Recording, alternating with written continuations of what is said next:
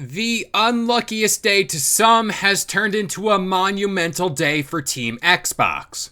They did it. They finally closed the Xbox and Activision Blizzard deal. But let's break this all down. Up next.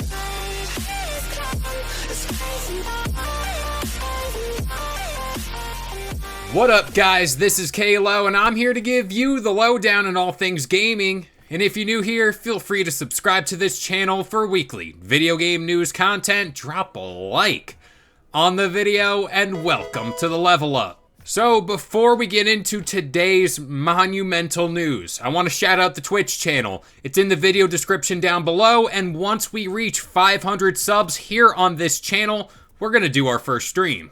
So this is a day that has been long overdue for Team Xbox, and it's pretty weird to say, but let's say this all together.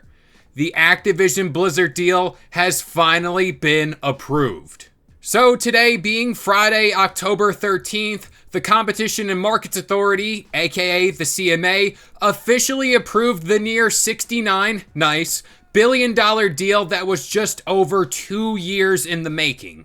And here is the official post that was made to the UK government's website. Microsoft Corporation's request for consent to close under Microsoft and Activision merger inquiry order 2023 granted. The CMA has decided to give Microsoft Corporation consent to acquire Activision Blizzard Incorporated, excluding Activision's cloud streaming rights outside of the European Economic Area, subject to the condition that the sale of Activision's cloud streaming rights completes prior to the completion of the merger. As set below, this consent is required as a result of the CMA's final order prohibiting Microsoft's acquisition of the whole Activision, the first proposed merger. And Activision themselves had this to say on the matter in a memo sent out to employees. The CMA's official approval is great news for our future with Microsoft, and we look forward to becoming a part of the Xbox team. Today, the CMA, the regulatory authority in the UK, approved our transaction with Microsoft. We now have all of the regulatory approvals necessary to close, and we look forward to bringing joy and connection to even more players around the world. Our board chair, Brian Kelly, and I are incredibly proud of all of you and your accomplishments over the last 4 decades. We're excited for our next chapter together with Microsoft and the endless possibilities it creates for you and for our players. And of course, Microsoft's VP, Brad Smith, had this to say in response to the great news. Quote, "We're grateful for the CMA's thorough review and decision today. We have now crossed the final regulatory hurdle to close this acquisition, which we believe will benefit players and the gaming industry worldwide." Now, what did Phil Spencer have to say about all this? Quote, "We love gaming. We play games, create games, and know firsthand how much gaming means to all of us as individuals and collectively as a community. And today we officially welcome Activision Blizzard and their teams to Xbox. As one team, we'll learn, innovate, and continue to deliver our promise to bring the joy and community of gaming to more people. We'll do this in a culture that strives to empower everyone to do their best work, where all people are welcome, and is centered on our ongoing commitment for gaming for everyone." And it's also worth noting, Phil Spencer did say there are plans in place to bring Activision Blizzard titles to Game Pass in the coming months.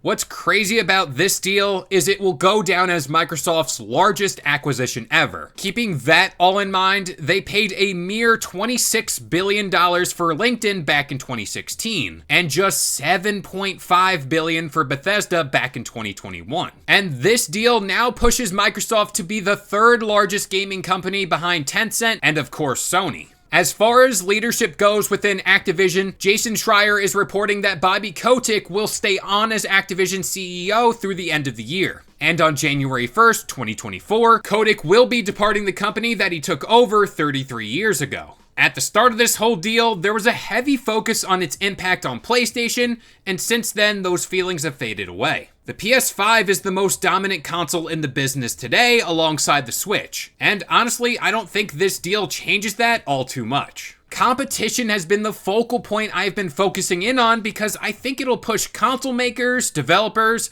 and pretty much everyone within this space to make better products, which in result will benefit us, the consumers. And for the longest while, despite all the blocks and outside interference this deal has gotten over the past few months, I never really had a doubt in my mind this deal wouldn't close. Basically, it's not a matter of if, but a matter of when this deal got approved. Now for what I'd like to see come of all this. First off, I don't think there's going to be major changes to Call of Duty. What I'd like to see happen is giving these developers more time to create great games, thus avoiding this year after year release cycle that they previously were tied to. Also, I don't know if it's just me, but is it weird to finally say that Call of Duty, Diablo, Spyro, and Crash Bandicoot are all now first-party Xbox titles?